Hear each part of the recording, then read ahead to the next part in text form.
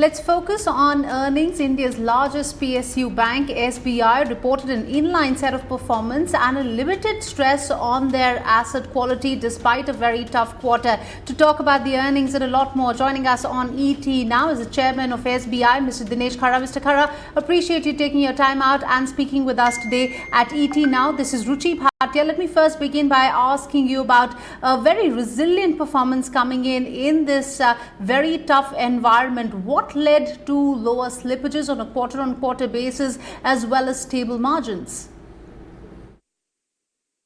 Well, Ritu, I think you rightly mentioned that it was a very tough quarter, but nevertheless, it is the resilience of the bank and also the commitment of its employee to ensure that we stay clear in terms of the asset quality and the effort remained in focus when it comes to leveraging various channels for building up our asset book also. And that is the reason why we have seen a decent growth in our retail assets, which is almost about 16%. The corporate book remained muted, and it is essentially on account of the fact that the real economy and perhaps also the corporates had deleveraged quite a lot. And also we have seen underutilization by the corporates as far as the sanction limits are concerned. Hopefully, I feel that going forward, if at all corporates so decide to borrow, we have enough liquidity in place, and we are very well capitalized to support any of the credit growth which they would like to avail. I will be talking to you about corporate credit growth in just a while, but let me first focus in on retail delinquencies. Not just SBI, but several other banks have also told us at ET now that this time around, retail delinquencies have been a cause of concern. You yourself in the presser also mentioned that for the first time you have seen that there's been a lot of stress in the home loan side as well as MSMEs as well. How soon do you see the stress easing? Well, I would like to mention that what we have observed is that post 16th June is material because 16th June was the day when the unlock started happening, and there was restrictions on the mobility were removed. And that was the point of time when our forces on the ground could move into the field and could reach out to the customers for affecting the recovery. And then from 16 June onwards till 30th July, we have seen the pullback as high as about 4,700 crore plus. And the consequence of that is that our SME, when it comes to our home loan book, the GNP has come down from about 1.34% to about 1.12%. So I think we have seen a significant pullback. Very important aspect which I would like to highlight is that majority of our home loan borrowers are the first-time home loan borrowers. Almost about 50% of the book is relating to the SME borrowers. And as the SMEs had seen a huge disruption in the cash flows, that is something which led to a situation what we have seen. But I think with the recovery of the cash flows for SMEs, we'll be in a position to see the pullback, and we'll be in a position to see the results in terms of even the restructuring also, whatever has been done for the home loans, even we'll be in a position to see much better quality there as well. Besides, of course, the retail segment, sir, are there other segments as well where you are seeing a lot of stress? And would that mean that the banks perhaps is going to go slow on giving advances to such sectors? One, of course, being retail, and any other sectors that you're seeing pain in?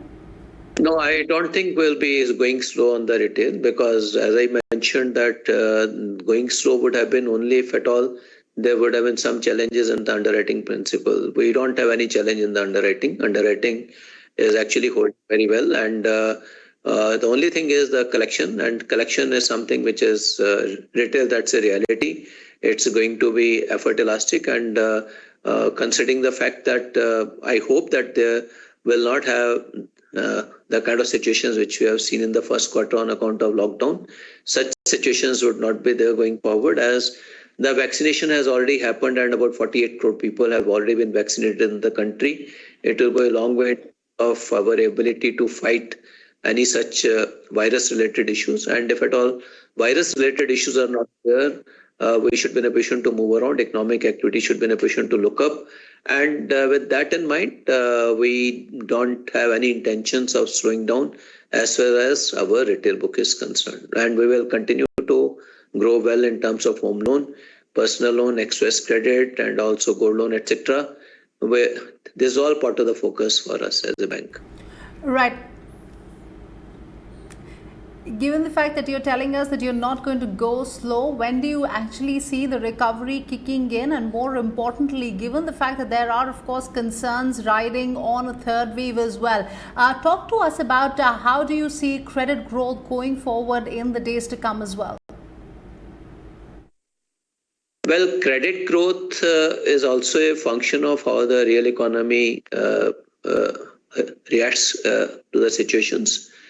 And if at all RBI guidance is something to be reckoned, they have talked about 8% plus kind of a growth in the GDP.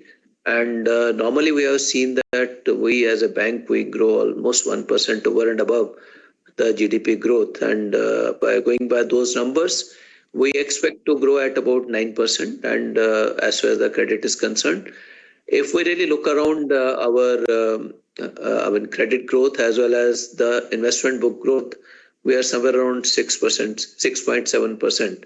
So I think going by those numbers, 9% looks quite likely. But yes, of course, the only hope is that the economy comes back and the demand comes back. And if at all we get to see these two positives, I'm quite confident we should be in a position to clock 9% kind of a growth. You know, there's of course a lot of uncertainty that lies ahead. Demand has to come back. The economy has to come back. We're of course watching out for the third wave as well. And at the presser, you did mention that you will be looking to contain your slippages within the 2% mark. So what gives you such confidence despite the uncertainty that looms large? See, as I mentioned that vaccination has gone as to almost about 48 crore people in the country have got vaccinated. That is one. Second is 74% of our staff has got vaccinated as far as the first dose is concerned. So there is a conscious effort on the part of the bank to ensure that all employee gets vaccinated so that we are in a position to take care of the third wave if at all it happens. So my thought process is that 48 crore is a very decent number for the country of our size.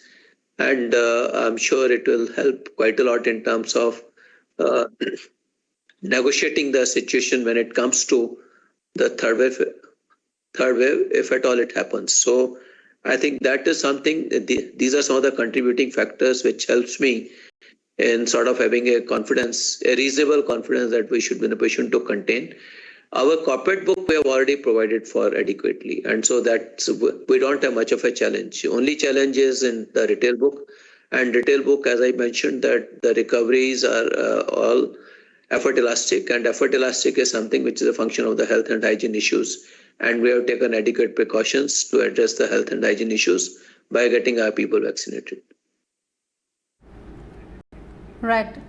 I also have to ask you on the recovery from some of the written off accounts as well. This quarter, we did see some money flowing in from several steps that the Enforcement Directorate also took with respect to the Kingfisher accounts. Besides that, of course, DHFL also that resolution process is also in the works. So talk to us about what are your expectations in terms of recovery in the coming quarter, sir.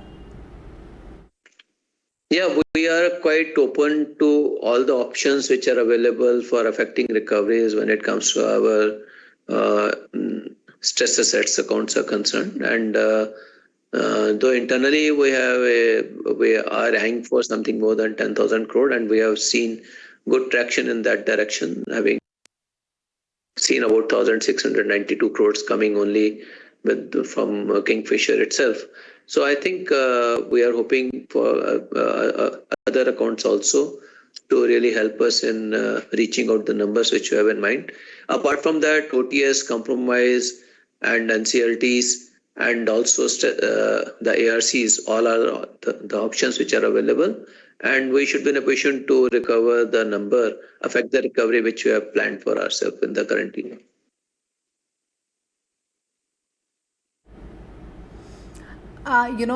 If you could give us any sort of a number on the recovery, sir, and also I want to pick your brains on what's happening with the telecom sector. There's of course acute stress coming in as far as the telecom sector is concerned, and also just want to understand from you in terms of your exposure on Vodafone as well. So how are you looking at what the government's next few steps could really look like in the telecom sector? We are very closely watching the situation, and we are taking adequate steps to ensure that the balance sheet remains protected. You did talk about your corporate side of your loans as well. Talk to us about the corporate investment cycle and how soon do you expect growth coming in as far as the corporate credit pickup is concerned. That's my last question, sir. Corporate credit, we have about 1,30,000 crore plus proposals in pipeline, and we have unutilized limits to the extent of about 3 lakh crore. But I think much of the corporate demand will be seen once the revival of demand is on the horizon, and I think once it will be seen, I'm sure they will be happy availing the facilities which are already sanctioned, and we are more than comfortable when it comes to our capital position is concerned, and we are more than comfortable in the liquidity. We'll be in a position to support any such demand which is coming. Okay, all right. On that note, Mr. Khara, appreciate you taking your time out and speaking with us today at ET Now. Thank you very much for speaking to us. Thanks, Ruchi. Bye-bye.